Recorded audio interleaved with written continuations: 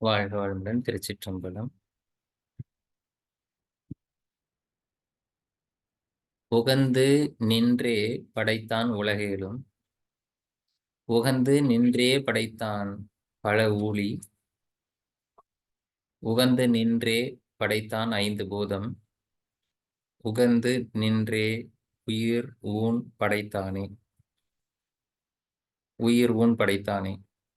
இதுல உலகேழும் படைத்தான். இதுல பல ஊழி, ஐந்து பூதம், உயிர் ஊன், இதுதான் வார்த்தைகள். இதுல நம்ம விளக்கம் தெரிஞ்சுக்கிறதுக்கு என்ன வார்த்தைகளுக்கு மீனிங் தெரியணும். இது எல்லாத்துக்கும் பொதுவா இருக்கிற ஒரு வார்த்தை உகந்து. உகந்து நின்றே அப்படின்னா என்ன அர்த்தம்? முதல்ல இந்த வார்த்தைக்கு அர்த்தம் தெரியணும். உகந்து நின்றே அப்படின்னா ஒண்ணும் கிடையாது, விருப்பப்பட்டுன்னு அர்த்தம், அவ்வளவுதான்.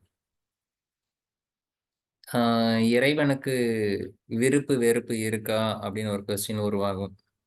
நம்ம சிவ தத்துவங்கள் படிக்கும் போது ஆன்மா மாயை என்னும் அறியாமை என்னும் இருளில் மாட்டிக்கிட்ட போது, இப்படி போய் மாட்டிக்கிட்டோமே, அகப்பட்டு விட்டுக்கிட்டோமே அப்படின்னு சொல்லி ஒரு பாடான நிலையை அந்த ஆன்மா அடைந்த போது, அந்த ஆன்மாவை துன்பத்திலிருந்து விடுவித்துக் கொள்வதற்காக இறைவன் படிப்படியாக இறங்கி வந்தான் அப்படிங்கிறத நம்ம சுத்தமாயி அசுத்தமாயி சிவ தத்துவங்களை வரிசையை பார்த்தோம். அந்த இடத்துல சிவன் நம்மளை காப்பதற்காக அவன் வேண்டி நின்று இதை பண்ணானா அப்படின்னு சிவ தத்துவங்களை பார்க்கும்போது, இறைவனுக்கு விருப்பு வெறுப்பு என்பது கிடையாது அப்படின்னு நம்ம சொன்னோம். ஆனாலும் கூட அந்த இறைவன் படிப்படியாக இறங்கி வரானா, கருணை கொண்டவன். அப்படி உகந்து நின்றே அவன் படைத்தான், அந்த உலகேலும் படைத்தான். இந்த உலகத்தை அழித்து ஊழி காலம் வரும்போது மீண்டும் அந்த உயிர்களுக்கு மீண்டும் அதே தொடர்ச்சியை கொடுக்குறான். இதுல இந்த ஊழிங்கிறது இந்த உலகத்தை மீண்டும் மீண்டும் படைக்கிறதுலாம் முக்கியம் கிடையாது. இதுல நாம தெரிஞ்சுக்க வேண்டியது என்னன்னா, நம்ம கர்மா எப்படி ஒர்க் பண்ணும். ஊழி காலம் வந்தா கூட அழிஞ்சு போகாது. தேசம் காலம் இதுக்கெல்லாம் அழிவே கிடையாது. நம்முடைய சம்ஸ்காரம் நாம் ஒரு கர்மா செஞ்சா அது மறைஞ்சு போயிடும். இறைநிலை அது அப்படியே தக்க வச்சிடும். நம்முடைய கருமையும் அப்படியே கேரி பண்ணும். அப்படியே கேரி பண்ணி மீண்டும் அது அடுத்த ஊழி காலமே வந்தாலும், அடுத்த பிறவி மட்டும் இல்ல, எத்தனை ஊழி காலம் வந்தாலும் கேரி ஆகும். ஸோ நம்முடைய புண்ணியங்களும் அப்படிதான், பாவங்களும் அப்படிதான். இங்க எல்லாம் இறைவன் அந்த அந்த கணக்குல அது மிஸ் ஆகுறதே இல்லை. அந்த அளவுக்கு ஒரு ப்ரிசிஷன் இருக்கு. யாரோட கர்மாவும் யாருக்கும் மிஸ் ஆகாது. ஸோ இங்கெல்லாம் அக்கௌண்ட்ல போடுற பணம் கூட மற்றவங்களுக்கு போய் உட்காருது. அவ்வளோ பர்ஃபெக்டா அக்கௌண்ட்ஸ் மெயின்டைன் பண்ணக்கூட. ஆனா இங்க கர்மா பொறுத்த வரைக்கும் அதெல்லாம் எவ்வளோ அக்கௌண்டன்ட் இருப்பாங்க, எவ்வளோ ஆடிட்டர் இருப்பாங்க அப்படின்னே தெரியல. ஸோ அவங்கவுங்களோடது பர்ஃபெக்டா ஃபிக்ஸ் பண்ணி வச்சு அதை நீட்டா நடத்தக்கூடிய ஒரு இடம் இறைநிலை எப்பேற்பட்டது. இந்த பஞ்சபூதம், பஞ்சபூத தத்துவங்கள்ல நம்ம ஏற்கனவே பஞ்சபூத தத்துவங்களை கிளியரா பேசியிருக்கோம். காற்று என்ற தத்துவம் வரைக்கும் எல்லாருக்கும் கிளியரா புரியும். விண் என்ற தத்துவத்தை சரியா புரிஞ்சுக்கலன்னா உயிர் எதுன்னு புரியாது. உயிர் எது புரியலன்னா உயிரை அது இயக்க நிலையில உடல்ல இருக்கும்போது அது ஆன்மான்னு சொல்றோம். அது இயக்க நிலையில இருக்கக்கூடிய அந்த ஆன்மா புரியாது. ஆன்மாக்குள்ள கேரி பண்ணிட்டு இருக்கக்கூடிய கர்மாக்கள், சுகம் சார்ந்த கர்மாக்கள், துன்பம் சார்ந்த கர்மாக்கள், அதாவது பாவ புண்ணியம். இந்த இந்த கர்மாக்கள் அதுல பதிஞ்சு இருக்கு. அந்த பதிவு தான் நம்ம நீக்கணும். இந்த பதிவு இருக்கக்கூடியது, இந்த பதிவுல அந்த பதிவை பேஸ் பண்ணி நம்ம அனுபவிக்கிறோம் பாருங்க உணர்வுல, இன்ப துன்பம். அதுக்கு 2 சேர்க்கை வேணும். இந்த உடலும் உயிரும் சேர்ந்து இருக்கணும். உடலும் உயிரும் சேர்ந்து இருக்கும் போது மட்டும்தான் நம்மள அனுபவிக்க முடியும். இதுதான் உகந்து நின்று உயிர் ஊன் படைத்தானே. இந்த இந்த திருமந்திரத்தை ரிவர்ஸ்ல இருந்து போனீங்கன்னா உங்களுக்கு கிளியரா புரிஞ்சிடும். இப்ப நம்ம உடம்பு எடுத்திருக்கோம். நம்ம உடம்புக்குள்ள உயிர் இருக்கு. இப்ப நேத்து கிளாஸ்ல இருந்த ஒரு அம்மா கொஸ்டின் கேட்டாங்க. இன்னைக்கு அவங்க வரலன்னு நினைக்கிறேன். இந்த உடம்பை விட்டு உயிர் போகும்போது எப்படி போகும், எங்க போகும்? இந்த கொஸ்டின் ஒன்றும் பெரிய புது கொஸ்டின்லாம் கிடையாது. நச்சிகேதன் யமதர்மராஜா கிட்ட கேட்ட கொஸ்டின் தான்.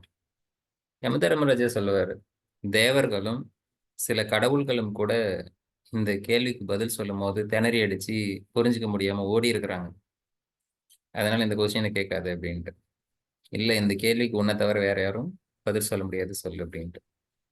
ஆனா திருமந்திரத்தை எடுத்து படிக்கும் போது நமக்கு அந்த அளவுக்குலாம் பெரிய கஷ்டம்லாம் ஒண்ணும் கிடையாது புரிஞ்சுக்கிறதுக்கு. இந்த பஞ்சபூதங்கள்ல 5வது தத்துவம் ஓரளவுக்கு புரிந்து விட்டால், நீங்க இருக்கிற இடத்துல இருந்து இந்த ரூம்ல உட்கார்ந்துருக்கிற அறையில காத்து வரைக்கும் இருக்கக்கூடிய தத்துவத்தை கற்பனையால காத்தை நீக்கிடுங்க. ரூமுக்குள்ளார என்ன இருக்கும்? எம்டி ஸ்பேஸ் இருக்குன்னு சொல்லுவோம். அப்படி கிடையாது. விண் என்ற தத்துவம் இருக்கு. இந்த ஆகாஷ் அப்படிங்கிற தத்துவம் இருக்கு. காத்துக்கு எல்லை இருக்கு. எவ்வளவு எல்லை இருக்கு? இந்த பூமியை சுத்தி அடர்த்தியாகும், மேல போக போக குறைஞ்சும், அதுக்கப்புறம் காத்து மண்டலம் தீரும் போது அது வந்து இல்லாமல் போயிடும். ஆனா ஆகாஷ் அப்படிங்கிற இந்த விண் என்றது இந்த ரூமுக்குள்ளார நிரம்பி இருக்கு. இந்த காத்து உடம்புல பட்டு திரும்ப வெளியே வந்துடும். ஆனா ஆகாஷ் அப்படி வெளியே வரணும்னு அவசியம் கிடையாது. அதே போல காத்து வந்து ஒரு சின்ன ஹோல் இருந்தா உள்ளார போகும். உடம்புல இருக்கக்கூடிய எந்த ஹோல்ல அதால போக முடியும்? மூக்குங்கிற 2 ஓட்டையால உள்ளார போக முடியும். எவ்வளவு தூரம் போக முடியும்? அல்வியோலையோட சைஸ் யாருக்கா தெரியுமா? ஏர் சாக்ஸோட சைஸ் தெரியுமா? நுரையீரல்ல அல்வியோலையோட சாக்ஸ் யாருக்கா தெரியுமா? அதுக்குள்ளார போய் ரத்த குழாயில வந்து உள்ளார போகுது. அந்த ரத்த குழாயோட சைஸ் எவ்வளவுன்னு தெரியுமா? இந்த ஆர்பிசி இருக்கே, ரத்த சிகப்பணுக்கள், அது எவ்வளவு பெருசுன்னு தெரியுமா? 7 மைக்ரான் இருக்கக்கூடிய ஒரு செல்லுல புகுந்து அதுல ஒட்டிக்கிட்டு போகுது. அப்ப இந்த காத்து போகக்கூடிய எவ்வளவு அளவுக்கு நம்மளுடைய நுண்ணியமான இடத்துல அது புகுந்து போகுதோ அந்த அளவுக்கு போகுதுங்கிறத நம்ம புரிஞ்சுக்கலாம். அதை விட பல 1000 மடங்கு துகள் வந்து சின்னதா இருக்கிறது தான் இந்த விண் என்ற துகள். அப்ப இந்த விண் என்ற துகள் உடம்புல ஒரு இடத்துல பட்டு அது வந்து ரிஃப்ளெக்ட் ஆகுறதோ மோதுறதோ எதுவுமே கிடையாது. அதுக்கு வந்து தடையே இல்லை. அதாவது அது போயிட்டு இருக்கும்போது அது வந்து அது ஒரு தடைன்னு அந்த விண்ணுங்கிற பொருள் நான் மோதிக்கிட்டேன் அப்படின்னு சொல்லாது. ஏன்னா அதுக்கு ஒரு மோதலே உருவாகாது. இப்ப காத்து வந்து என்ன பண்ணும்? காத்து வந்து முகத்துல பட்டுச்சுன்னா மூக்கு வழியே ஓட்ட வழியே உள்ளார போயிடும். மீதி இடத்துல பட்ட காத்தெல்லாம் ரிட்டர்ன் வந்துடும், மோதிடுச்சுன்ட்டு. ஆனா விண்ணுங்கிறது அப்படி உள்ளார இப்படி போச்சுன்னு, நம்மளை மோதிட்டு போச்சுன்னா நம்மள ஒரு பொருட்டாவே நினைக்காது. ஏன்னா அவ்வளோ சின்ன சின்ன துகள் நமக்குள்ள இருக்கிற ஹோல் வழியே அது புகுந்து அடுத்த பக்கம் போயிட்டு இருக்கும். சரி, நம்மளதான் கடந்துருச்சு. நம்மளை கடந்து போய் செவுத்துல மோதுமா? செவுத்துல மோதுனா என்ன ஆகும்? செவுத்துல இருக்கிற ஓட்டையில அது புகுந்து போயிட்டே இருக்கும். அதுக்கு செவுரே ஒரு பொருட்டு கிடையாது. ஏன்னா அந்த துகள் அவ்வளவு சின்னது. நீங்க உங்க கற்பனை எட்டாததுதான். என்ன பண்ண முடியும்? நமக்கு அதிகபட்சமா மோதக்கூடிய ஒரு பொருள் பால் போய் செவுத்துல அடிச்சா ரிட்டர்ன் வரும். ஆனா ஒரு பால் செவுத்துல அடிச்சீங்கன்னா அந்த பால் இருக்கிறதே தெரியாம அந்த பக்கம் போச்சுன்னு வச்சுக்கோங்களேன், எப்படி இருக்கு? ஒரு பந்தை தூக்கி செவுத்துல அடிக்கிறீங்க. வழக்கமா பந்து என்ன ஆகும்? பவுன்ஸ் ஆகி ரிட்டர்ன் வரும். ஆனா அது விண்ணுங்கிற துகளை கற்பனை பண்ணுங்க. செவுத்துல அடிச்சீங்கன்னா செவுருன்னு ஒரு விஷயமா அது இல்லாத மாதிரி பால் அந்த பக்கம் போகும். அப்படி போச்சுன்னா அந்த அந்த செவுருக்கு என்ன மரியாதை இருக்கு? விண் என்ற துகளுக்கு அவ்வளவுதான் மரியாதை. இந்த செவுரு மட்டும் இல்லை, இந்த உலகம் உருண்டையே வந்து நடுவுல நின்னாலும் அந்த விண் என்ற துகள் இந்த பக்கம் விழுந்துச்சுன்னா அந்த பக்கம் போற வரைக்கும் அதுக்கு எந்த தடையும் கிடையாது. இப்படி எல்லா பக்கமும் அதுக்கு திசையே கிடையாது. எல்லா பக்கமும் நிரம்பி அந்த விண் துகள் அது அது வந்து அதனுடைய ஃப்ளோல தடையே இல்லை. அப்படி நம்ம ரூம்ல இது வந்து இப்ப இந்த இந்த ஸ்பேஸ்ல உங்க ரூம் ஃபுல்லா அந்த விண்ணுங்கிற துகள் வந்து நிரம்பி இருக்கு. இது எங்க வரைக்கும் நிரம்பி இருக்குன்னா, இந்த உங்களுடைய கற்பனைக்கு எட்டாத அளவுக்கு எவ்வளவு உங்களால கற்பனை பண்ண முடியுமோ அவ்வளவு பெருசு நீங்க இந்த பிரபஞ்சத்துல விரிச்சு போங்க. அதுக்கு பேர் ஆகாயம்னு பேரு. ஆகாயம் என்ற வார்த்தைக்கு என்ன அர்த்தம்? காயம்ங்கிறது உங்களுக்கு தெரியும். காயம்னா உடம்பு. உடம்புக்கு ஒரு எல்லை இருக்கு. இந்த உடம்புக்கு எல்லை இருக்கு. எவ்வளவு எல்லை இருக்கு? BMI, BSA, body surface area, அப்புறம் பாடி மாஸ் இண்டெக்ஸ், இதுக்கெல்லாம் மாஸ் இண்டெக்ஸ் இது எல்லாமே இருக்கு. இது காயம். இப்படி எதுவுமே இல்லைன்னா அது ஆகாயம். ஸோ இதுக்கு எல்லையே இல்லை. அதுக்கு அதுக்கு எல்லை கிடையாது. அதுக்கு அதுக்கு வரையறையே கிடையாது. அப்படி நிரம்பி இருக்கிற அந்த அந்த ஸ்பேஸ்க்குள்ளாரதான் நாம இந்த அந்த ஸ்பேஸ்க்குள்ளதான் இந்த உலகம் இருக்கு. அந்த ஸ்பேஸ்க்குள்ளார அந்த ஆகாயத்துக்குள்ளதான் இந்த சூரியன் இருக்கு. அந்த ஆகாயத்துக்குள்ளதான் இந்த நில உலகம் இருக்கு. அந்த ஆகாயத்துக்குள்ள இருக்கக்கூடிய நில உலகத்துல தான் அந்த ஆகாயம்ங்கிற ஒரு ஸ்பேஸ்க்குள்ள தான் நம்ம வீடு இருக்கு. அந்த வீட்டுக்குள்ள இருக்கிறதும் ஆகாஷ் தான். அந்த ஆகாஷ்க்குள்ள தான் நாம உட்கார்ந்திருக்கோம். நமக்குள்ளாரையும் ஆகாசம் நிரம்பி இருக்கு. இப்ப வெளிய இருக்கிற ஆகாசம், உள்ள இருக்கிற ஆகாசம் வேறு வேறன்னா, வேற வேற கிடையாது. ஒரே ஆகாசம் தான். ஆனா உடம்புக்குள்ளார அந்த ஆகாசம் டிராவல் பண்ணும்போது உயிரா இருக்கு. வெளிய இருக்கிறது உயிர் இல்ல. அவ்வளவுதான் வித்தியாசம். அப்போ ஒரு ஒரு ஒளி இப்ப நீங்க சினிமா தியேட்டர்ல படம் பார்க்கும்போது பார்த்திருப்பீங்க. நான்லாம் சின்ன வயசுல பார்த்தது உண்டு. சினிமா பார்க்கும்போது முன்னாடி அந்த ஸ்க்ரீன்ல பிக்சர் ஓடும். நான் அப்பல்லாம் பிகினிங்ல என்ன நெனச்சுப்பேன்னா, அ முதல்ல படம் போடுறதுக்கு முன்னாடி நான் போயிட்டேன்னா, அங்க பார்த்தா வெள்ளையா இருக்கும். அப்புறம் வந்து பார்த்தா அங்க எல்லாம் இருப்பாங்க. நான் நெனைக்கிறேன், அவங்க வந்து அங்க வந்து டான்ஸ் ஆடுறாங்க, இல்ல வராங்க, போறாங்க. அப்படியே உடனே எப்படி மறைஞ்சு போயிருவாங்க. அது ஒரு ஒரு கண்ணாடிய இமேஜின் பண்ணிப்பேன். அந்த கண்ணாடி பின்னாடி அவங்க வராங்க. வந்த உடனே அவங்க போயிர்றாங்க. எப்படி அவங்களால அவ்வளோ சீக்கிரம் வந்துட்டு போக முடியும்? இப்படிதான் இமேஜின் பண்ணிட்டு இருந்தேன். அப்புறம் கொஞ்ச நாள் கழிச்சு திரும்பி பார்த்தேன் பின்னாடி. அங்கருந்து ஒரு லைட் வந்துச்சு. அந்த லைட் அப்படியே திரும்பி திரும்பி வந்துட்டே இருக்கும். அந்த லைட்ட திரும்பி திரும்பி பார்க்கும்போது, மோஸ்ட் ஆஃப் த டைம் நான் படம் பார்க்கிறத விட பின்னாடி பக்கம் திரும்பி பார்த்த நாட்கள் அதிகம். என்னன்னா, அந்த அந்த லைட் எப்படி வருதுன்னு பார்த்துட்டே இருப்பேன். அப்புறம் அந்த லைட் அந்த டஸ்ட்ல மின்னிக்கிட்டு கலர் கலரா அந்த ஸ்க்ரீன் நோக்கி போயிட்டுருக்கும். இது எல்லாருக்கும் அனுபவமா இருக்கும்னு நெனைக்கிறேன். பார்த்திருப்பீங்க. இப்ப அந்த ஸ்க்ரீன் மட்டும் நடுவுல தடுக்கலன்னா, அங்க இமேஜ் நமக்கு தெரியாது. மிகப்பெரிய ஒரு ஒரு கான்செப்ட்ட புரிஞ்சுக்கிறதுக்காக சொல்றேன் உதாரணம். இப்ப அந்த ஸ்க்ரீன் வந்து அந்த பின்னாடி இருக்கக்கூடிய லைட் சோர்ஸ்ல இருந்து, அந்த ஸ்க்ரீன் இருக்கிற டிஸ்டன்ஸ்ல நடுவுல எந்த இடத்துல போய் தடுத்தாலும், அந்த பிக்சர நம்மளால பார்க்க முடியும். சைஸ் மட்டும் சின்னதா இருக்கும். கரெக்ட்டா? டிஸ்டன்ஸ் அதிகமாக, அதிகமாக அங்க பிக்சரோட சைஸ் தான் பெருசாகும். அப்படித்தானே? அதனுடைய வேவ் வந்து விரிஞ்சு போறதுனால, அதனுடைய அதனோட ஆனா அந்த அந்த ஒளியில எங்க தடுத்தாலும் அந்த படத்த நம்மளால பார்க்க முடியும். புரியுதுங்களா? அந்த அந்த படத்த நீங்க எங்க தடுத்தாலும், ஸ்க்ரீன எங்க நடுவுல கொண்டாந்து வச்சாலும் அந்த படத்த பார்க்க முடியும், அந்த ஒளிக்கு நடுவுல. சேம் அதே மாரி, இந்த விண் என்ற துகள், இந்த உடம்பு, இந்த விண்ணுங்கிறது அந்த ஒளி போற பாதை மாரி, இந்த விண்ணுங்கிறது இந்த ரூம் ஃபுல்லா நிறைஞ்சிருக்கு. நடுவுல வர ஸ்க்ரீன் மாரி தான் நாம. அந்த ஒளிக்கு நடுவுல ஒரு ஸ்க்ரீன் வந்து அதுல படம் தெரியிற மாரி, இந்த உடம்பு அந்த ஆகாயத்துக்குள்ளார, அந்த ஆகாயம் பயணிக்கிற பாதையில் உள்ளார வரும்போது, அந்த ஒளி அந்த திரையில பட்டு சிதறடிக்கிற மாதிரி, இந்த விண் என்ற துகள் உடம்புக்குள்ளார பட்டு சிதறடிக்குது. அந்த சிதறடிக்கின்ற விஷயத்த தான் நம்ம காந்தம் அப்படின்னு சொல்றோம். இந்த காந்தம் தான் 5 தன்மாத்திரைகள்னு சொல்றோம். அதுதான் தேவர்கள்னு சொல்றோம். அடுத்து வரக்கூடிய திருமந்திரத்துல அதான் வருது. எப்படி தேவர்கள படைச்சாரு? முதல்ல பஞ்சபூதங்கள புரிஞ்சுக்கோங்க. இந்த விண் என்ற தத்துவம் புரிஞ்சதுனாவே, மோஸ்ட்லி உங்களுக்கு வந்து ஓரளவுக்கு உயிருங்கிறது புரிய ஆரம்பிச்சுரும். அந்த விண்ணுங்கிற ஆகாஷ் என்ற ஒரே தத்துவம் தான் உடம்புக்குள்ளார உயிரா இருக்கு. இப்போ உடம்பு வந்து பஞ்சபூதங்களால் ஆனது. உடம்புக்குள்ளாரையும் ஆகாசம் நிரம்பி இருக்கு. இந்த ஆகாசுங்கிறத விண்ணுங்கிற துகள். அப்ப இந்த ஆகாஷ் வந்து வெளியவும் நிரம்பி இருக்கு, உள்ளாரையும் நிரம்பி இருக்கு. இது எப்படி புரிஞ்சுக்கிறது? ஒரு ஸ்பாஞ்ச் இருக்கு. ஒரு ஸ்பாஞ்ச் எடுத்து தண்ணிக்குள்ளார போட்டீங்க. இப்ப ஸ்பாஞ்ச் தண்ணிக்குள்ளார இருக்கா? தண்ணில ஸ்பாஞ்ச் இருக்கா? தண்ணில ஸ்பாஞ்ச் இருக்கு, ஸ்பாஞ்சுல தண்ணி இருக்கு. இதுல ஏதாவது டவுட் இருக்கா? ஓகே. இதே தான் நம்ம பாடி இப்படிதான். இது ஒரு ஸ்பாஞ்ச் மாதிரி இருக்கக்கூடிய, தண்ணிக்குள்ள இருக்கக்கூடிய ஒரு ஸ்பாஞ்ச் மாரி. ஆகாசுக்குள்ளார இருக்கக்கூடிய ஒரு பாடி. இதுக்குள்ளார நிரம்பி இருக்கு. இப்ப வெளிய இருக்கிற தண்ணியும், ஸ்பாஞ்சுக்குள்ள இருக்கிற தண்ணியும் ஒண்ணு தானான்னா, ஒண்ணு தான். ஒரு ஆஸ்பெக்ட்ல. இன்னொரு ஆஸ்பெக்ட்ல, இது அது ஒண்ணா அப்டின்னா, ஒண்ணு கிடையாது வேறு. வெளிய இருக்கிற தண்ணி ஃப்ரீயா மூவ் ஆகுது. உள்ளார இருக்கிற தண்ணி கட்டுப்பாடு இருக்கு. தடை இருக்கு. இருக்கா? இல்லையா? அது வந்து தண்ணிக்கு அந்த ஸ்பாஞ்சுக்குள்ளார புகுந்து தண்ணி போகக்கூடியது தான். அதுக்கு அது புழிஞ்சா வெளிய வந்துரும். ஆனா, அதுக்கு வந்து ஒரு ஒரு ஏதோ ஒரு ஃப்ரேம் ஒர்க் இருக்கு. அந்த ஃப்ரேம் ஒர்க்குள்ள அது மாட்டியிருக்கு. ஒரு சட்ட திட்டங்கள் இருக்கு. அவ்வளதான். இந்த பாடியானது அது மாரி தான். இந்த ஆகாஷ்ங்கிற துகளுக்கு ஒரு சில சட்ட திட்டங்கள் உருவாகுது. அந்த சட்ட திட்டங்கள் தான் இந்த நம்ம உடம்புக்குள்ளார உயிராக இருக்கு. இவ்வளதான். இப்ப அந்த ஸ்பாஞ்சு தண்ணிக்குள்ளார இருந்து நீங்க வெளிய எடுத்து போடுறீங்கன்னு வச்சுக்கோங்களேன். அந்த நீங்க இருக்கக்கூடிய இடத்துல இருந்து ஸ்பாஞ்ச தூக்கி வெளியவே போடவே முடியாது எங்கேயும். ஏன்னா, இந்த ஒட்டுமொத்த பிரபஞ்சமும் தண்ணியாலேயே நிரம்பி இருக்குன்னு இமேஜின் பண்ணிக்கோங்க. அப்ப நீங்க வெளிய தூக்கியே போட முடியாது. அப்ப இந்த பாடி வெளிய தூக்கி போட முடியாது. பிரபஞ்சம் கனெக்ட் ஆயிட்டே இருக்கும். இப்ப சொல்லுங்க. ஒரு ஒரு கிரிட்டிக்கலான ஒரு விஷயம் புரிஞ்சுக்கோங்க. இப்போ உடம்புக்குள்ளார ஆகாசுங்கிறத நிரம்பி இருக்கும்போது அது உயிர்ன்னு சொல்றோம். வெளிய இருக்கும்போது அது ஆகாயம்னு சொல்றோம். உள்ளார காயத்துக்குள்ளார அது உயிர்ன்னு சொல்றோம். இப்போ ஒருத்தன் இறந்துட்டான் அப்படின்னா அவனுக்குள்ளார பஞ்சபூதத்துல 5வது தத்துவமாகிய ஆகாசு விண்ணுங்கிற தத்துவம் இருக்குமா இருக்காதா?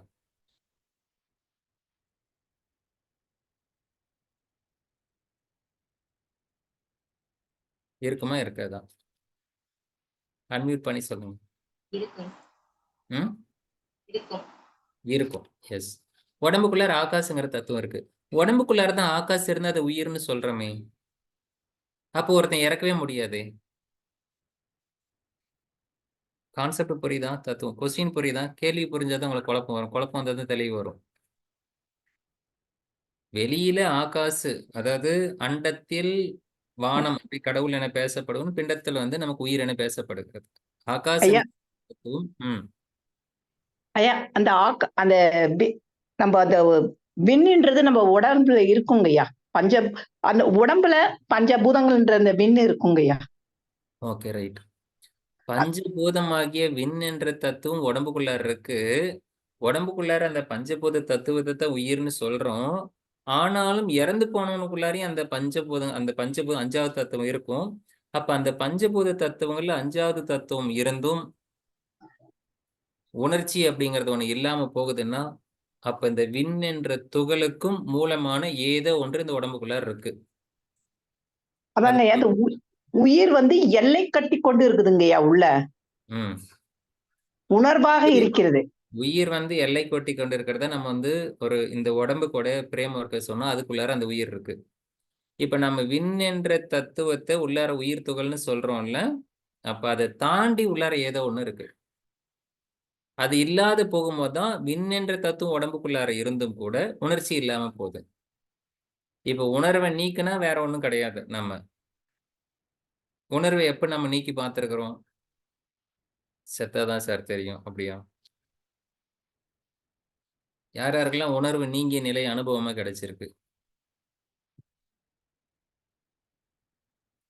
யாருக்கும் ஐடியா இல்லையா? அனஸ்தீசியா பண்றப்போ மயக்க ஊசி போடுறாங்களா? அப்போ மயக்க ஊசி போடுறப்ப கோமா ஸ்டேஜ்ல அதெல்லாம் இல்லைனாலும் டெய்லி நடக்கும். தூங்கும் போது அபாவக பாவித்தல் இல்லாத போது அபாவகன்னு சொல்றோம். ஒவ்வொரு நாளும் நம்ம இறந்துகிட்டு தான் இருக்கோம். உறங்குவது போலும் சாக்காடு. இப்ப நம்ம நல்லா தூங்கிட்டு இருக்கோம். அப்ப நமக்கு வந்து கான்சியஸ் கிடையாது. நம்ம பேர் தெரியாது, நம்ம எங்க இருக்கோம்னு தெரியாது, நம்ம அம்மா பேர் தெரியாது, அப்பா பேர் தெரியாது, எதுவுமே தெரியாது. உணர்வு என்பது இல்லாம தான் நம்ம தூங்கிட்டு இருக்கோம். தூங்கிட்டு இருக்கும்போது எழுந்துடுறோம், தூங்கி எந்திரிச்சிடுறோம். எந்திரிச்சதுக்கு அப்புறம் மீதி எல்லாம் திரும்பி வந்துடுது. வந்ததுக்கு அப்புறம் தான் நம்ம வந்துட்டோம்னு தெரியுது. ஒருவேளை நம்ம தூங்கி எந்திரிக்கவே இல்லைன்னா என்ன தெரிய போகுது? ஒண்ணும் தெரியாது. அவ்வளவுதான் இறப்பு. இப்ப இறப்பு நமக்கு புரிஞ்சிருச்சு. அப்ப இந்த ஐயா அதான் நம்மளுடைய மனம் வந்து அங்க இல்லைங்கய்யா. எங்க போகும்? அதாவது நம்ம உயிர் இல்லாத சமயத்துல மனம் எல்லாம் வெளியே வந்துருது. அந்த உயிர் அந்த பதிவுகளோட வெளியே வந்துருது. நம்ம தூங்கும் போது மனம் இருக்குது, ஆனா விழிப்பு நிலையில கிடையாது. நல்ல உறக்கத்துல விழிப்பு நிலையில இல்ல. நம்ம வேலை செய்ய சமயத்துல எல்லாம் மனம் விழிப்பு நிலையில இருக்குதுங்க ஐயா. ஓகேம்மா, இன்னும் கொஞ்சம் ஆழமா வரணும். நீங்க இன்னும் ஃபர்ஸ்ட் ஸ்டாண்டர்ட்லயே இருக்கிறோம். இன்னும் கொஞ்சம் உள்ளார வாங்க. இப்ப வந்து நான் ஆரம்பத்திலேயே சொல்லி கொடுத்திருக்கேன். நம்மளுடைய இந்த விண்ணுங்கிற பஞ்சபூத தத்துவத்துல விண்ணுங்கிற தத்துவம் சுழலும் போது அதிலிருந்து ஒரு காந்தம் வெளியேறுது. அந்த காந்தம் புலன்களோடு தொடர்பு கொள்ளும் போது அந்த காந்தத்துக்கு மனம் என்று பெயர். புலன்களை கடந்து நான்ங்கிற தன்னுணர்வு நிக்குது பாருங்க. அதே காந்தம் நான் என்கிற உணர்வோடு நிக்குது பாருங்க. நேத்து பார்த்தோம்ல கிளாஸ்ல. ஆமா. நான் என்ற உணர்வோடு நிக்கும் போது அதுக்கு அகங்காரம்னு பேரு. இந்த அகங்காரம் கடந்த போது அந்த காந்தத்துக்கு புத்தின்னு பேரு.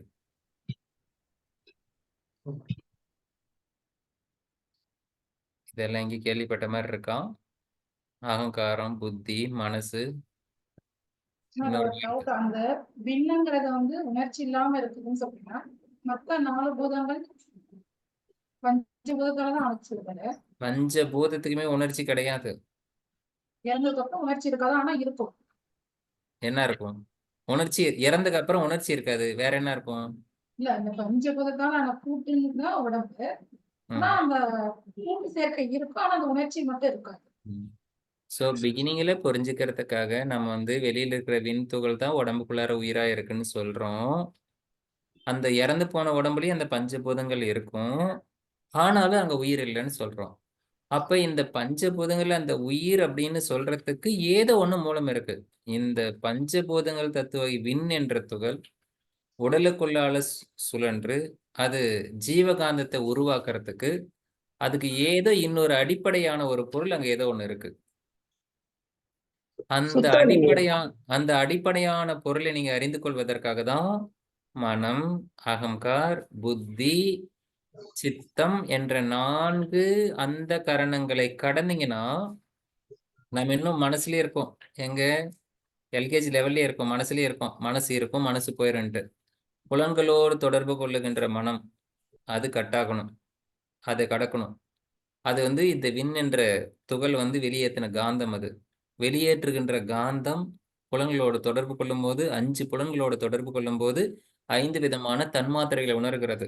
அந்த 5 விதமான தன்மாத்திரைகளை உணர்கின்ற உணர்ச்சிகளுக்கு அல்லது அந்த தகுதிகளுக்கு தேவர்கள் என்று பெயர். அதையும் அடுத்து திரும்ப வரப்போகுது. இது முதல்ல இந்த பஞ்சபூத தத்துவம் உங்களுக்கு புரிஞ்சிச்சுன்னா தான் அடுத்து தேவா புரியும்.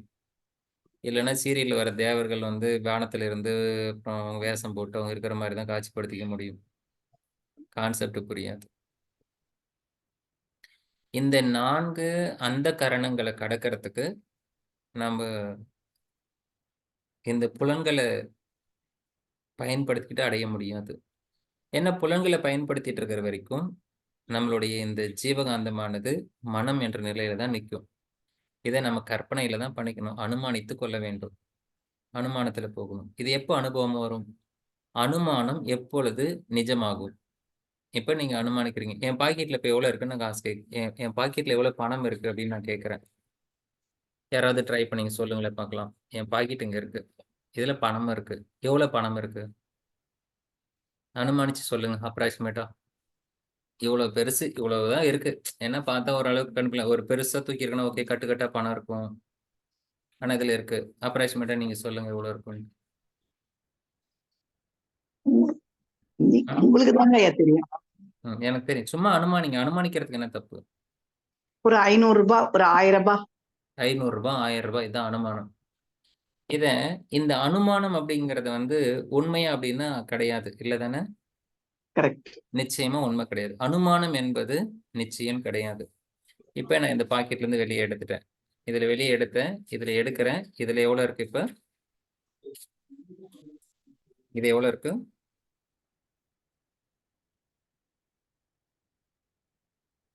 தெரியலையா? நம்பர் தெரியலையா? 200 sir. 200 ரூபாய் இருக்கு. அனீஸ் குட்டிக்கே தெரியுது. இப்ப நம்ம இதை பார்த்துட்டோம். இப்ப இதுக்கு நமக்கு அனுமானம் தேவையா? தேவையில்லை. இப்ப நம்ம 500 1000ன்னு சொல்லி குழம்பணுமா? அவசியம் இல்லை. ஏன்னா நமக்கு அனுபவமா வந்துடுச்சு. இந்த சித்தம், அகங்கார், புத்தி, சித்தம், இதெல்லாம் மனசு அப்படிங்கறதெல்லாம் எப்படி ஒர்க் ஆகுது அப்படிங்கிறது கண்ண மூடி தவம் பண்ணும்போது இதெல்லாம் எப்படி ஒர்க் ஆகுது அப்படின்னு நாம கவனிக்கும் போது நமக்கு தெரிய ஆரம்பிக்கும். நானுங்கிற நேத்து சொன்ன மாதிரி எல்லாமே இறைவனுடைய செயல் அப்படின்னு நாம வந்து தனித்து நின்று பார்க்கும்போது புத்தி விழிப்படைய ஆரம்பிக்கும். அதாவது புத்தி யோகியை பத்தி பேசிட்டு இருந்தோம். அந்த புத்தி வெளிப்படைய செய்யும் போதுதான் அதுக்கு கீழான கீழ்நிலை இருக்கக்கூடிய அகங்காரம் விலக ஆரம்பிக்கும். அந்த அகங்காரம் விலகும் போது தான் நமக்கு புத்தி வெளிப்படையும் செய்யும். அல்லது புத்தி வெளிப்படையும் போது அகங்காரம் நீங்கிடும். அப்போ உள்ளார இருந்து எப்படி நமக்குள்ளார ஒர்க் ஆகுது, எப்படி கர்மா ஒர்க் ஆகுது, எப்படி நம்ம வேலை செய்யுது, எப்படி நம்ம உணர்ச்சிகள் உருவாகுது அப்படிங்கிற சித்தத்துல இருந்து எப்படி பதிவுகள் வெளியே வருது அப்படின்னு தெரிஞ்சிடும். இந்த 4 அந்த கரணங்களையும் கடக்கின்ற போது இந்த புத்தி சத்துவ குணத்துல நின்று உள்ளாரக்கூடிய தன்னை பார்க்கும். தன்னை பார்க்கணும், தான் யார் அப்படிங்கிற உண்மை சொரூபமாகி அந்த ஆன்மாவை பார்க்கும். அந்த ஆன்மா அப்படிங்கிறது தான் இந்த உயிர் என்பதற்கு மூலமாக இந்த உடம்புக்குள்ளார இருக்கு. அந்த ஆன்மாக்குள்ளதான் பதிவுங்கிறது பதிவாக இருக்கு. அதுதான் சித்தம்னு சொல்றோம். ஆன்மா இருக்கு, அது மேல பதிவு இருக்கு, அந்த பதிவை தான் சித்தம்னு சொல்றோம். இப்ப இந்த 4 அந்த கரணங்கள்ல சித்தம் கடக்கும் போது இந்த ஆன்மா அப்படிங்கிறது தெரியுது. இந்த பஞ்சபூதங்கள்ல 5வது தத்துவங்களை நாம உயிர்னு சொன்னாலும் கூட அந்த இறந்து போன உடம்புக்குள்ளார அந்த பஞ்சபூத தத்துவங்கள்ல இந்த 5 பூதங்களும் ஒர்க் பண்றதுக்கான இடம் இருந்து அமைந்தும் கூட ஒரு டெட் பாடியில ஒர்க் நடக்க மாட்டேங்குது. இப்போ ஒரு இறந்து போன உடலை எடுத்து பார்த்தோம்னா நிலம் இருக்கு, நீர் இருக்கு, நெருப்பு இருக்கு, காற்று இருக்கு, பஞ்சபூதங்கள் அதுல இருக்கு. ஆனா ஒர்க் பண்ணுமானா ஒர்க் பண்ணாது, உணர்ச்சி கொடுக்கும்னா கொடுக்காது. அப்ப அதுக்கு பேஸா இருக்கக்கூடியது அந்த ஆன்மா அப்படிங்கிறது. அதுதான் இங்க வந்து ஊன் படைத்தான் உயிர் படைத்தான். இந்த உயிர் என்ற தத்துவத்தை வந்து புரிஞ்சுக்கிறதுக்கு இன்னும் நீங்க பிரயத்தனம் நிறைய போட்டுக்கிட்டே இருக்கணும். ஏன்னா மறைப்பொருளை நீங்க அனுமானிச்சுக்கிட்டே இருக்கணும். நான் சொல்றேன் எவ்வளவு இருக்குன்னு கேட்டேன், 500 ரூபான்னு கேட்டேன். இல்லம்மா இருக்கிறதுலே 2 டினாமினேஷன் தான் இருக்கு, 2 நோட் இருக்கு, அப்ப 2 500 நோட் இருக்கலாம் அப்படின்னு நீங்க அனுமானிக்கிறீங்க. இப்படி நான் கொஸ்டின் கேட்டுக்கிட்டே இருக்கிறேன். கொஸ்டின் கேட்க கேட்க கேட்க ஒரு லெவல்ல அது வந்து இருக்கிறதே 2 டினாமினேஷன் 2 100 நோட் தான் இருக்கு. இப்படி அனுமானத்தை வந்து நீங்க அனுமானிக்க அனுமானிக்க அனுமானிக்க ஒரு நாள் அது உண்மை கிட்ட கொண்டு போய் நிறுத்தும். ஊன் அப்படின்னா உடம்பு, இது ஓரளவுக்கு எளிதா புரியும். ஆனா உடம்புக்குள்ளார எத்தனை தத்துவங்கள் இருக்கு அப்படிங்கிறது அந்த அளவுக்கு ஈஸியா புரியறது இல்லை. அதுக்குள்ளார உயிர் அப்படிங்கிறது இதெல்லாம் மறைப்பொருள். பஞ்சபூதங்களை சும்மா அப்படி திருமந்திரத்தை படிச்சுட்டு உகந்து நின்றே படைத்தான் உலகேலும் உகந்தே நின்றே படைத்தான் பல ஊழி உகந்தே நின்று படைத்தான் 5 பூதம் 5 பூதம் சும்மா சொல்லிட்டா மட்டும் நிலம் நீர் நெருப்பு காற்று விண்ணுன்னு சொல்லிடுறதுனால மட்டும் என்ன வந்துட போகுது? 5 பூதங்களுடைய உண்மையான தன்மை, அதனுடைய கோஆர்டினேஷன் எப்படி இருக்கு? ஒண்ணு எங்க இணக்கமா இருக்கு, ஒண்ணு எங்க அழித்துக் கொள்கிறது? பஞ்சபூதங்கள் ஒண்ணு அழித்துக் கொள்ளக்கூடியது. அப்படியா? பஞ்சபூதங்கள் ஒண்ணு அழிச்சுக்குமா? பஞ்சபூதங்கள் ஒன்றை அழித்துக் கொள்ளுமா? அழித்துக் கொள்ளாதா? அழித்துக் கொள்ளுங்க ஐயா. இப்போ நெருப்புல வந்து தண்ணியை ஊத்துனா நெருப்பு அழிஞ்சு போயிடும். நெருப்பு பெரிய நெருப்பா இருக்கு, அதுல தண்ணி ஊத்துனா என்ன ஆகும்? தண்ணி அழிஞ்சு போயிடும். காத்துக்குள்ளார நெருப்பு புகுந்தா என்ன ஆகும்? அந்த அந்த காத்தை புடிச்சு எரிச்சு நெருப்பு வேகமா எரியும். அதிகமா இன்னும். ஆமா, அதிகமா எரியும். காத்தை பயன்படுத்தி தன்னை காத்தை அழிச்சு அதை வந்து இன்னும் கொஞ்சம் ஃப்ளேம் அதிகமா வரும். அதே காத்து பெருசா வேகமா வந்துச்சுன்னா இன்னும் அதிகம் இதுவாதான் சில சமயம் அணைஞ்சு போயிடும். நெருப்பு அணைஞ்சு போயிடும். ஏன்னா நெருப்பை அழிச்சிடும். அப்போ அதனுடைய அளவும் அதனுடைய வலிமையும் பொறுத்து ஒன்று அழித்துக் கொள்கிறது. இது புரியுதா? புரியுதுங்க ஐயா. நிலம் இருக்கு, நிலமும் நீரையும் கம்பேர் பண்ணி பாருங்க. நிலம் வந்து இருக்கு, தண்ணி அதிகமா இருக்கு, என்ன ஆகும்? இந்த சுனாமி அதெல்லாம் வர சமயத்துல எல்லாம் ஊர்லாம் அடிச்சுட்டு போயிடும். நிலம் அதிகமா இருக்கு, தண்ணி கம்மியா இருக்கு.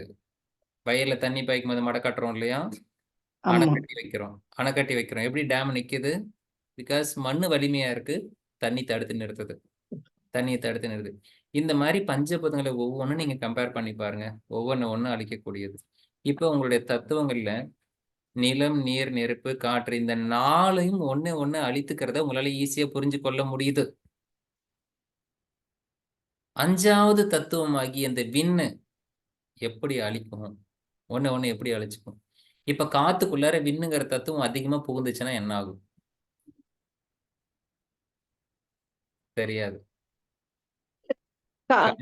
நெக்ஸ்ட் நெருப்பு அழுத்த இது வரும்.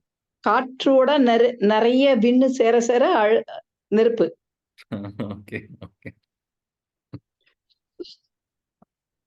அப்படிதான் உருவாயிருக்கு. சோ இந்த படைப்புல வந்து அப்படி வந்து ஒவ்வொன்னு அழிச்சு உருவாயிருக்கு. ஆனா ஒண்ணு அழித்துக் கொள்ளுகின்ற கான்செப்ட்ல எது என்ன நடக்குது அப்படின்னு நம்மளால கணிக்க முடியாது, நம்மளால பார்க்க முடியாது. ஏன்னா இதெல்லாம் ஸ்தூலமான பொருளா இருக்கு, பார்த்துட்டோம், கண் கொண்டு நம்ம பார்த்துட்டோம். அதனால நம்ம இப்படி சொல்றோம். இப்ப பஞ்சபூதம், இந்த பஞ்சபூதங்கள் ஒன்னை இயற்கையில அழித்துக் கொள்ளக்கூடிய பக்குவம் உடையது.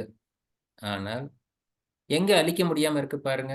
இந்த நில உலகத்தை வந்து எங்க பேலன்ஸ் பண்ணி நிக்குதோ 70% தண்ணி கவரப்பட்டு உள்ளார இருக்கிற அந்த நில உலகத்து மேல அது சூழப்பட்டு, இதுக்கு மேல தண்ணியாலும் அழிக்க முடியல, நிலத்தாலையும் தண்ணி அழிக்க முடியல. இது 2 பேலன்ஸ் ஆகி ஒரு இடத்துல நிக்குது, மோதி நிக்குது. ரெஸ்லிங் மேட்ச் பண்ணுவாங்கல்ல, ஒருத்தன் வந்து கையை சாய்க்கணும். 2 பேரும் ஈக்குவல் எப்போ பேலன்ஸ்ல இருக்காங்களோ அப்ப 2 பேரும் சாயாம நிற்பாங்க. அது மாதிரி தன்னைத்தானே அழிக்க முடியாத ஒரு இடம் உண்டு பேலன்ஸ்ல இருக்கும்போது. அந்த மாதிரி பஞ்சபூதங்களுடைய அதனுடைய வலிமைக்கு தகுந்த மாதிரி அளவு மாறும். இப்போ இதை இன்னும் தெளிவா சொல்லணும்னா ஒரு உதாரணம் சொல்றேன். ஒரு தராசுல ஒரு வெயிட் கல் இருக்கு, ஒரு எடைக்கல் 1 kg கிலோ ஒரு கல் இருக்கு. நீங்க போய் கருவேப்பிலையோ கொத்தமல்லியோ ஏதோ ஒன்று வாங்குறீங்க.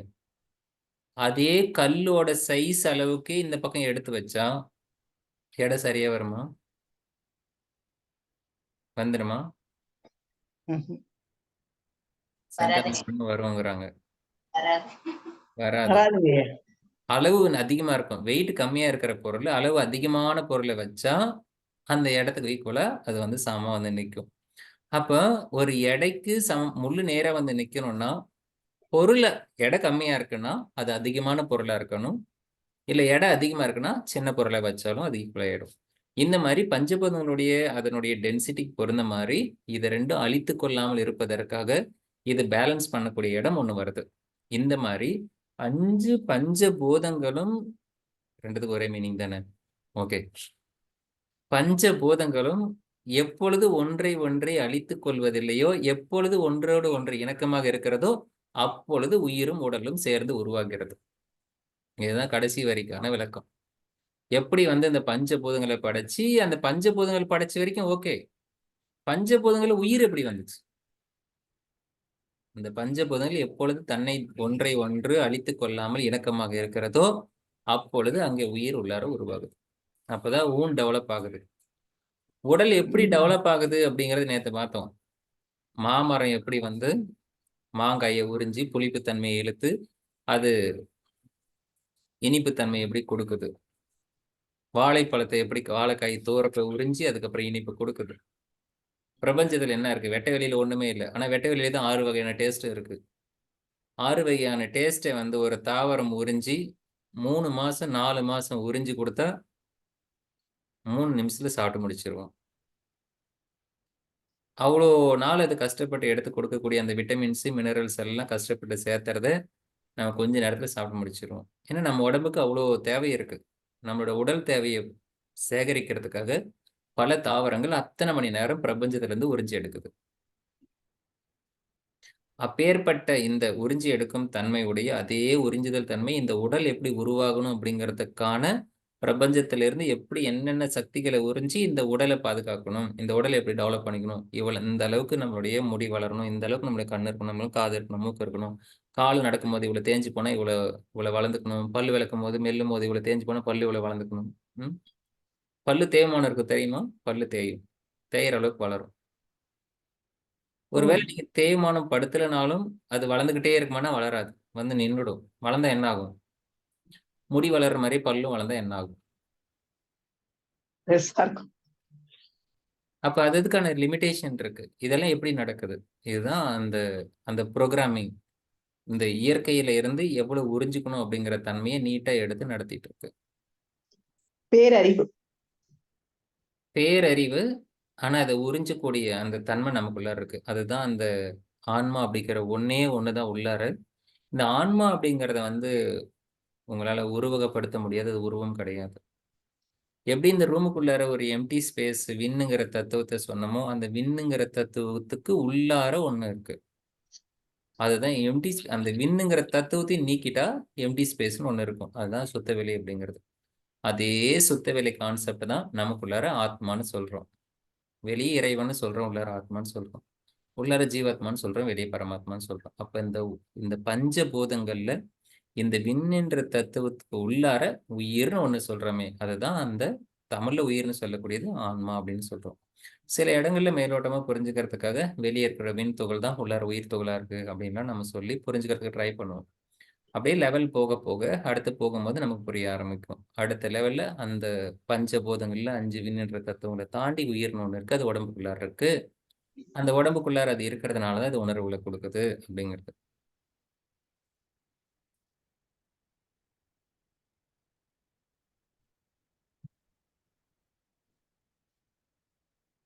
இந்த உடல், இந்த உயிர், பஞ்சபூத கூட்டு, இந்த உலகம் இதெல்லாம் சேர்த்து வச்சுக்கிட்டு நம்மளை படைச்சிருக்காங்க.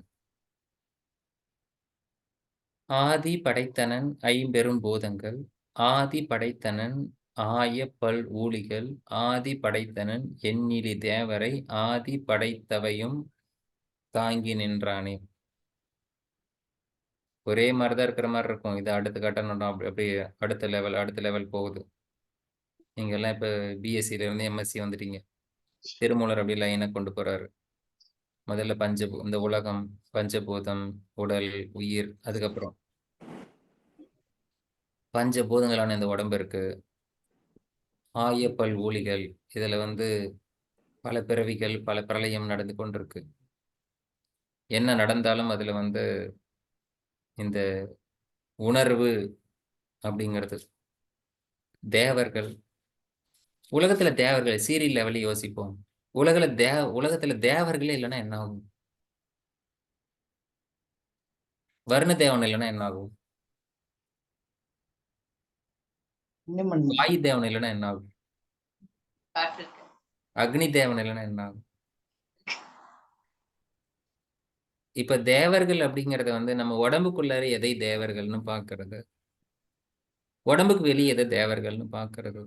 புராண கதைகள் கதைகள் மூலமாக கேரக்டரா சொல்லி கொடுத்தாங்க. ஆனா அது அப்படி அந்த அந்த ஆஸ்பெக்ட்லயும் நின்று இருக்கக்கூடாது.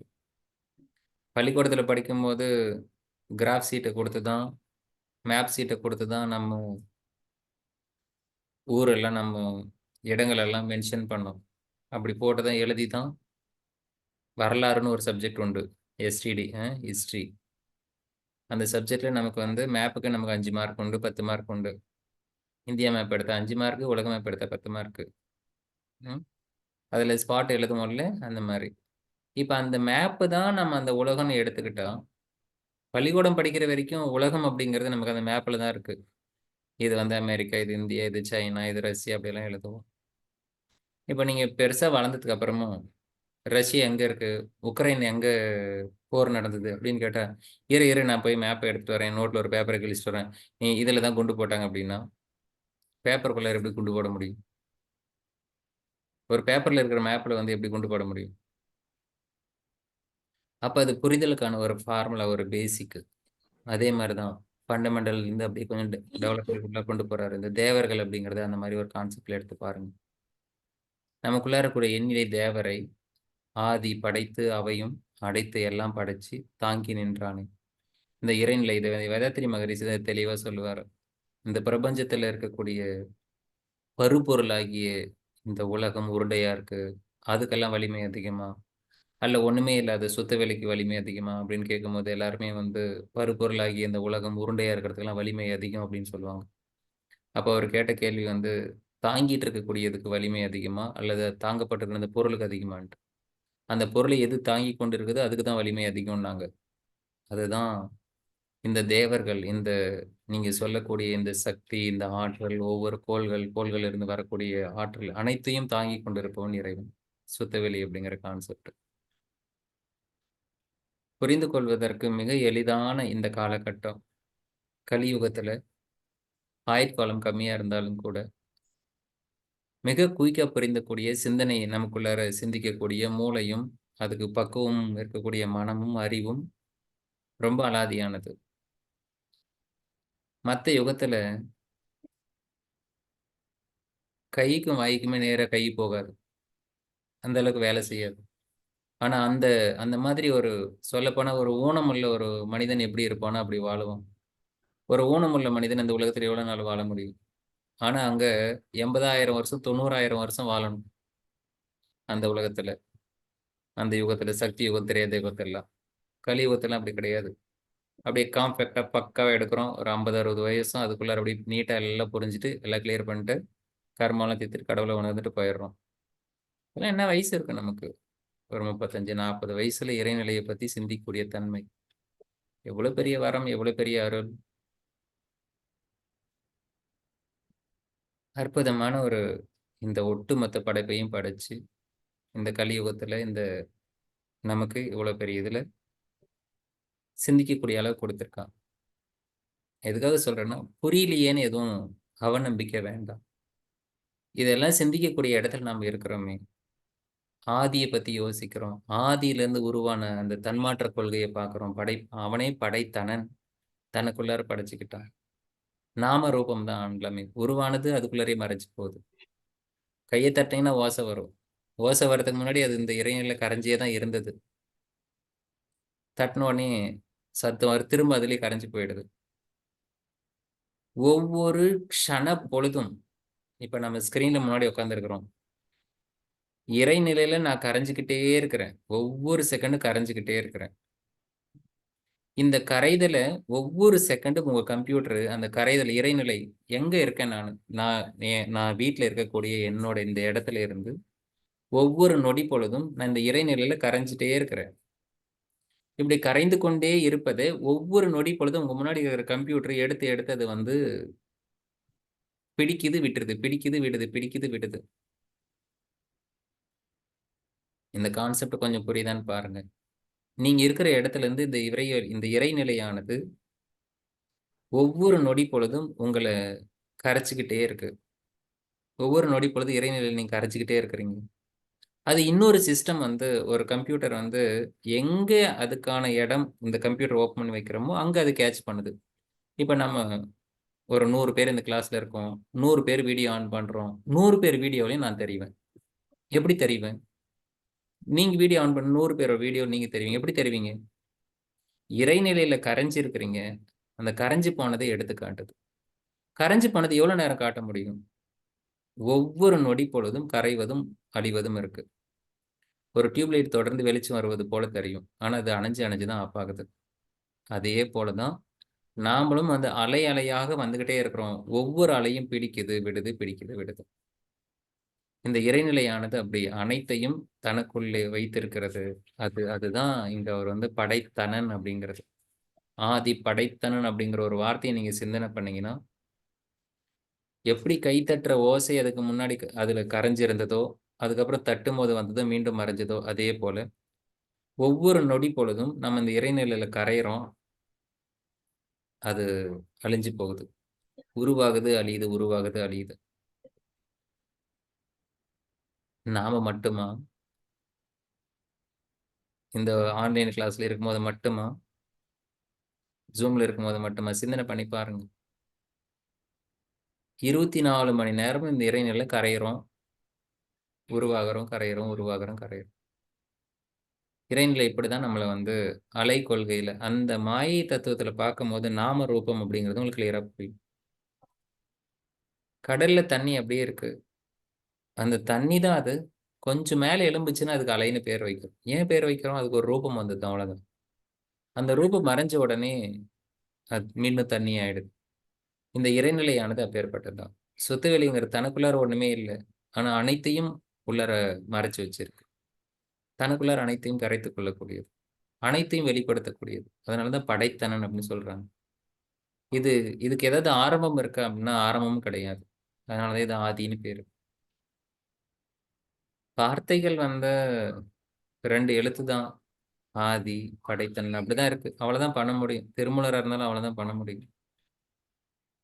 ஆனா அதனுடைய உண்மையான கருத்தை ஆழ்ந்த அதனுடைய பொருளை வந்து அது எதை மீன் பண்ணது அப்படிங்கறத வந்து உங்களுடைய சிந்தனையில தான் இருக்கு. இப்போ உண்மையான மீனிங், உண்மையான அர்த்தம் என்பது நான் பேசுற வார்த்தையில் இல்லை. திருமூலர் எழுதிய வரிகள் அந்த வரி வடிவத்தில் இருக்கக்கூடிய எழுத்துலையும் இல்லை.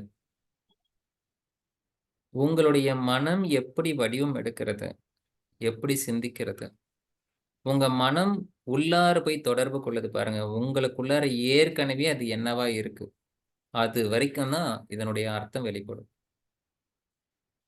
அப்ப ஆதி என்பது எப்படி, அது எப்படி படைத்தனன், எப்படி தனக்குள்ளே உருவாகுது, எப்படி கரைக்குது. நாம் நினைச்சிட்டு இருக்கோம் நம்மளுடைய உடல் வந்து நம்மளுடைய பாடி வந்து அப்படியே ஒரு ஃபிக்ஸ்டு பாடியா இருக்கு அப்படின்ட்டு. இந்த பாடி மாறிக்கிட்டே இருக்கு. மாறுறது தெரிய மாட்டேங்குது. மாறி இருக்கு அப்படின்னா நீங்க செக் பண்ணணும்னு நினைச்சீங்கன்னா பள்ளிக்கூடத்துல ஏதாவது ஆள் டிக்கெட் அதுக்கு போட்டோ எது பிடிச்சிருந்தீங்கன்னா அந்த போட்டோ எடுத்துக்கோங்க. இப்போ ஒரு போட்டோ எடுங்க, 2 கம்பேர் பண்ணி பாருங்க. நீங்களே கேட்பீங்க யார் வீட்டு பிள்ளையா இருக்கும் இது அப்படின்னு. நல்ல வேலை பார்த்து வச்சதுனால நமக்கு அடையாளம் தெரியுது. அப்ப அது எவ்வளவு மாற்றம் மாறி இருக்கு. இது என்னைக்கு மாறுச்சு? ஒவ்வொரு நொடி பொழுதும் இறைநிலையில நம்ம கரைஞ்சிட்டே இருக்கிறோம். அந்த கரைதலை எங்கெங்கெல்லாம் இருந்து கோட்டை பிடிக்கிறோம். இது போல இந்த உலக விஷயத்துல எல்லாரும் ஒவ்வொரு நொடி பொழுதும் கரைஞ்சிட்டே இருக்காங்க. இந்த பிரபஞ்சத்தில் நடக்கக்கூடிய விஷயங்களை கொஞ்சம் கற்பனை பண்ணி பாருங்க. ஒவ்வொரு விஷயமும் இறைநிலையில கரைஞ்சுக்கிட்டே இருக்கு. இப்ப நான் பேசுற பேச்சு இறைநிலையில கரைஞ்சுதான் உங்ககிட்ட வந்திருக்கு. அந்த சப்தம் அப்படிதான் உருவாகுது. இங்க கரையுது, அங்க ஒரு டிவைஸ் அதை வந்து மீண்டும் அதை வந்து பெருகுது. அது அது சேர்த்து மறுபடியும் அது வந்து பெருக்கி கொடுக்குது. அப்ப இந்த கரைதலானது ஒவ்வொரு மனிதன்கிட்ட இருந்தும் ஒவ்வொரு வார்த்தையும், ஒவ்வொரு செயலும், ஒவ்வொரு மனிதனும், ஒவ்வொரு செயல்களும் இந்த இறைநிலையில கரைஞ்சுக்கிட்டே இருக்கு. இந்த கரையும் தன்மையை பத்தி கொஞ்சம் யோசனை பண்ண ஆரம்பிச்சீங்கன்னா, படைத்தனன் அப்படிங்கிறது உங்களுக்கு புரிய ஆரம்பிக்கும். எப்படி அவன் வந்து கரைக்கிறான், திரும்ப அதை எப்படி வெளியே எடுத்து கொடுக்குறான். எப்படி இப்போ ஊழி காலம் கடந்து இப்படி கரைத்து வைத்திருக்கிற இந்த இறைநிலை தனக்குள்ளார கரைச்சு வச்சிருக்கிறது அழிக்கவே அழிக்காது, அப்படியே வச்சிருக்கு. ஆனா இந்த உடல் அழிஞ்சு போயிடும், மாறிட்டே இருக்கும். இந்த உலகம் அழிஞ்சு போயிடும், எல்லாமே மறைஞ்சிரும். திரும்ப அதால படைக்க முடியும். ஏன்? தனக்குள்ளார கரைச்சு வச்சிருக்கு. அதுதான் படைத்தனன். இங்க ஊழிகள் அப்படிங்கிறதே வந்து ஆய பல் ஊழிகள் அப்படிங்கிறது வந்து வெறும் வார்த்தை இல்ல. அது மிகப்பெரிய ஒரு கான்செப்ட். இங்க இருக்கிற ஒவ்வொரு வார்த்தையும் அப்படிதான். ஆதி, படைத்தனன், எண்ணிலி தேவரை. இப்ப நமக்கெல்லாம் எத்தனை தேவர் தெரியும்? யாராவது தேவர்கள் பத்தி புராணம் படிச்சவங்க தேவர்களோட பேரை கொஞ்சம் வரிசைப்படுத்துங்களேன். தேவர்கள் வர்ண தேவர், ஆ அக்னி தேவர், ஆ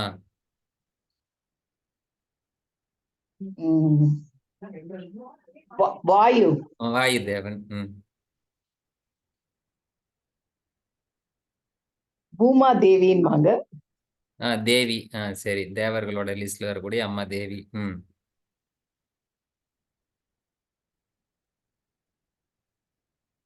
படத்தை வச்சு படத்தை வச்சு கதை சொல்லியாச்சு. அங்க இருக்கக்கூடிய பஞ்சபூதங்களுக்கு நம்ம தேவ தேவிகளை வந்து நம்ம அரேஞ்ச் பண்றோம். அப்புறம்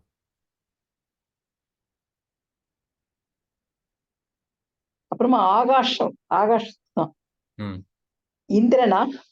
போட்டுருங்க, அவ்வளவுதான். இந்திரன். இந்த பஞ்சபூதங்களுக்கு அவ்வளவுதான்ப்பா நமக்கு தெரியும். ஆனா எத்தனை தேவர்கள் இருக்காங்களாமா? 30 முக்கோடி தேவர்கள். 30 முக்கோடி தேவர்கள். அந்த கணக்கே வந்து சரி, 30 முக்கோடிங்கிறது எத்தனை நம்பர்? என்ன நம்பர்? 30 கோடி. எப்பா,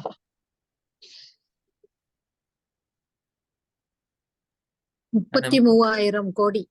33,000 கோடி. சோ இந்த 33,000 கோடி அப்படிங்கறதே இங்க திருமூலர் வந்து எண்ணிக்கை இல்லைன்னு சொல்றாரு. சில இடங்கள்ல அப்படிதான் சொல்லுவாங்க. சகசிராரம் அப்படி சொல்லுவாங்க, 100ன்னு சொல்லுவாங்க, 1000ன்னு சொல்லுவாங்க. அந்த மாதிரிலாம் சொல்றது வந்து எண்ணிக்கையில் அடங்கலை அப்படிங்கிறதுக்காக அப்படி பயன்படுத்துறது. ஒரு காலகட்டங்களை புரியறதுக்காக அப்படிதான். இப்போ உயிரினுடைய அளவு சைஸ் எல்லாம் சொல்லும் போது கூட அப்படிதான். இப்ப சொல்லுவாங்க, உயிரினோட அளவு வந்து மாடோட முடி ஒன்று எடுத்து ஒரு கோவினுடைய மயிர் ஒன்றை எடுத்து 100 கூறிட்டு அப்படிலாம் சொல்லுவாங்க. அப்படிலாம் கணக்கு பண்ணி பார்த்தா ஒரு சைஸ் உண்மையிலேயே உங்களுக்கு கால்குலேஷன்ல கிடைக்கும். ஆனா அப்படி ஒரு கால்குலேஷன் இருக்கிற அளவுக்கு சைஸ் கிடையாது. அதை அனுமானித்து ஒரு மனிதன் மூளை செயல்படுகின்ற விதத்துக்கு தகுந்த மாதிரி சொல்லி கொடுக்கிறது. இங்க எண்ணிலி தேவர் அப்படிங்கறத நம்ம ஒவ்வொரு சனப்பொழுதும் இங்க கரைஞ்சுக்கிட்டே இருக்கிறோம்னு சொன்ன பாருங்க. இப்படி ஒவ்வொரு விஷயமும் கரைஞ்சுக்கிட்டே இருக்கு இந்த பிரபஞ்சத்துல. நீங்க உங்களுடைய மனம் ஒடுங்கி தியானத்துல போகும்போது அதீத அநாகத ஞானம்னு ஒண்ணு இருக்கு. பரிணாமத்திரைய சமயமாத் அதீத அநாகத ஞானம். இந்த பரிணாமம் எப்படி நிகழ்ந்து கொண்டு இருக்கிறது, நம்மளுடைய மனம் எப்படி பரிணமித்திருக்கிறது அப்படிங்கறத கவனிச்சு அது மேல சமயமா பண்ணீங்கன்னா, இதுக்கு முன்னாடி இந்த உலகத்துல என்னென்னலாம் நடந்தது, இனிமேல் இந்த உலகத்துல என்னெல்லாம் நடக்க போகுது அப்படிங்கறதெல்லாம் உங்களுக்கு தெரிய ஆரம்பிக்கும். அப்ப அந்த சமயமா பண்ற டெக்னிக்கை சொல்லிக் கொடுங்க சார், நான் அதை ட்ரை பண்றேன்.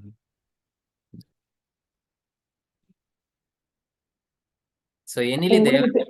அப்ப உங்களுக்கு தெரியும் இல்லைங்க? எனக்கு டெக்னிக் தெரியாது, ஆனா அப்படி பண்ணா அப்படி வரும்ன்றது மட்டும்தான் தெரியும்.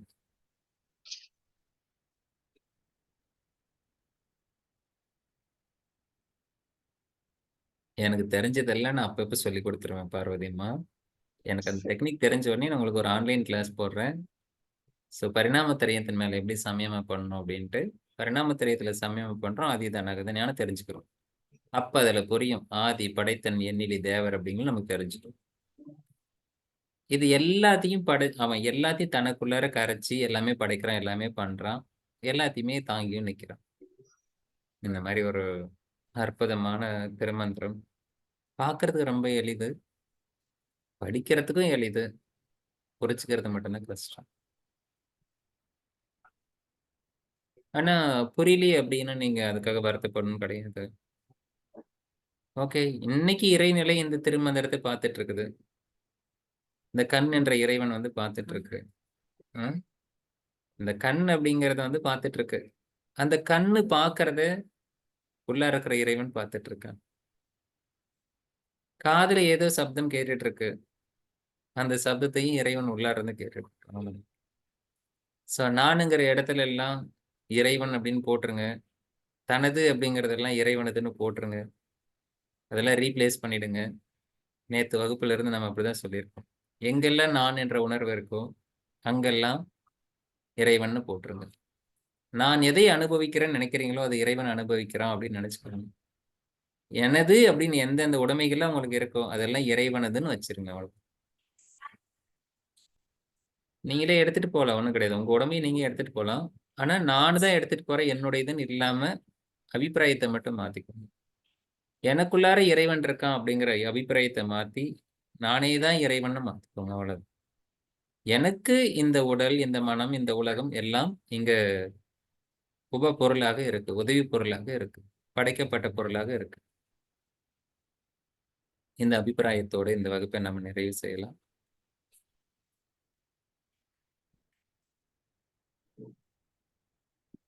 ஸோ 2 திருமந்திரம் தான் பார்க்க முடிஞ்சது. இன்னும் ஒரு 2 திருமந்திரம் இருக்கு. அது 24 தத்துவங்கள். அது கண்டிப்பா அது வந்து இன்னும் கொஞ்சம் அதிக நேரத்தை தான் எடுக்கும்.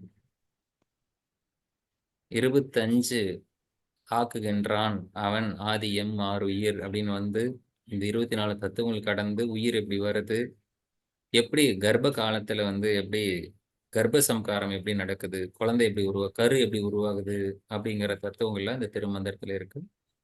அதுல நம்ம அடுத்த வாரம் முயற்சி பண்ணலாம். இப்போதைக்கு நம்ம இந்த மைக்கை வந்து மங்கையர்க்கரசி அம்மாகிட்ட ஹேண்ட் ஓவர் பண்ணிடலாம். அம்மா திருச்சிற்றம்பலம். திருச்சிற்றம்பலம் ஐயா. வாழ்க வளம்தான்.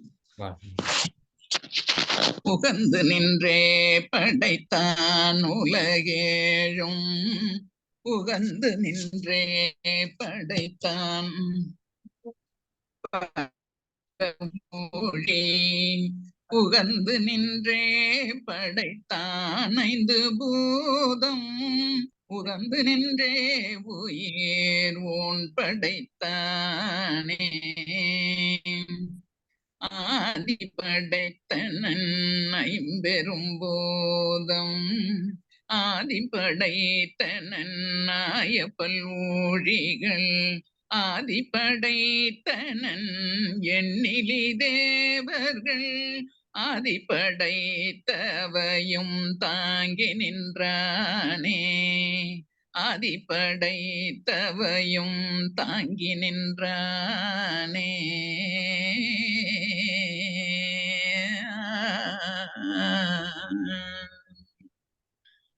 திருச்சிற்றம்பலம். வாழ்க வளமுடன்.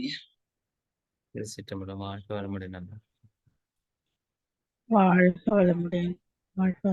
இறைவன் வந்து எப்படி தாங்கி நிக்கிறான் அப்படிங்கிறத வந்து அந்த அம்மா வந்து பாடும்போதே அது அப்படியே உணர்வா வருது.